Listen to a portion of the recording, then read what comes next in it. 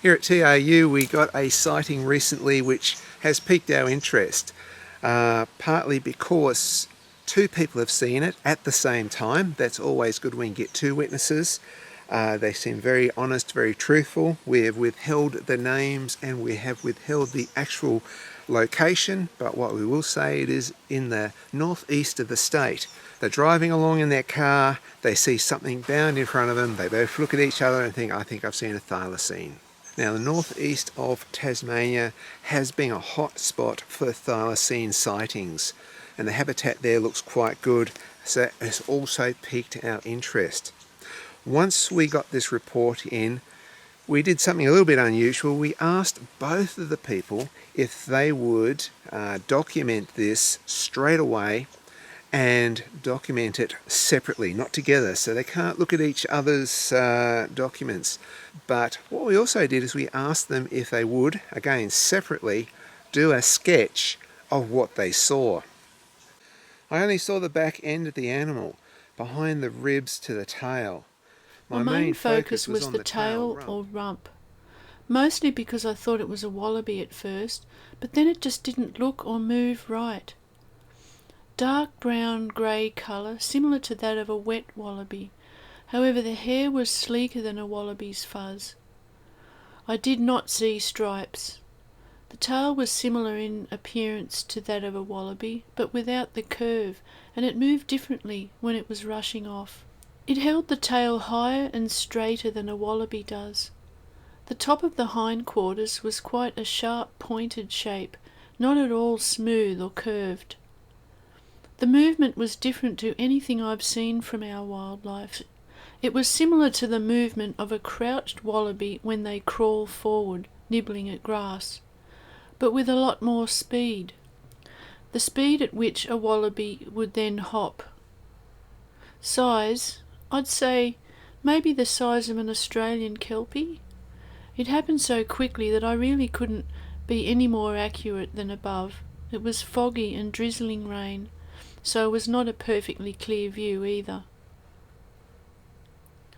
The movement was similar to that of a Tassie devil, but not quite as choppy, if that makes sense. Definitely a longer body and larger than a devil. Also, the tail was very long in comparison to a devil's tail. What's interesting about this is that these ladies seem to know their wallabies, and so they are very familiar with the wildlife. I find that's quite interesting, that they've obviously seen a lot of wallabies and they know that this is something different. Let's go to the location and have a really good look around, see if the habitat is suitable for thylacine.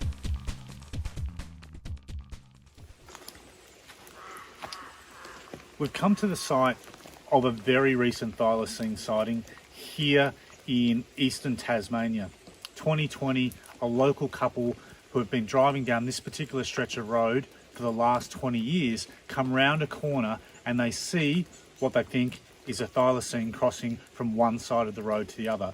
So we've come out to this location on a bit of a bleak, miserable day, some might say a typical day in Tasmania, to have a look at the habitat. Is it the right kind of habitat to support a large marsupial carnivore?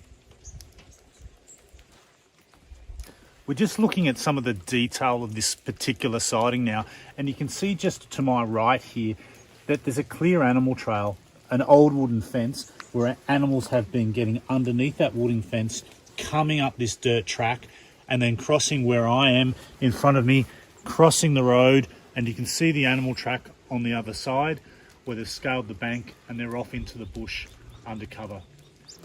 We're about 100 metres away from the sighting location, and you can see from the habitat behind me, it just screams out prime thylacine habitat.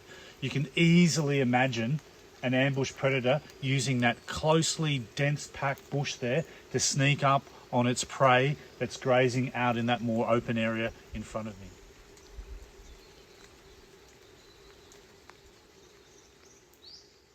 If you like this video, give it a thumbs up and we'll do more like this. Now, what did they actually see? Was it a wallaby moving in a strange way? Was it a wallaby with maybe thinner fur? Was it a dog? Was it a dog with an injury which making it lope like a devil?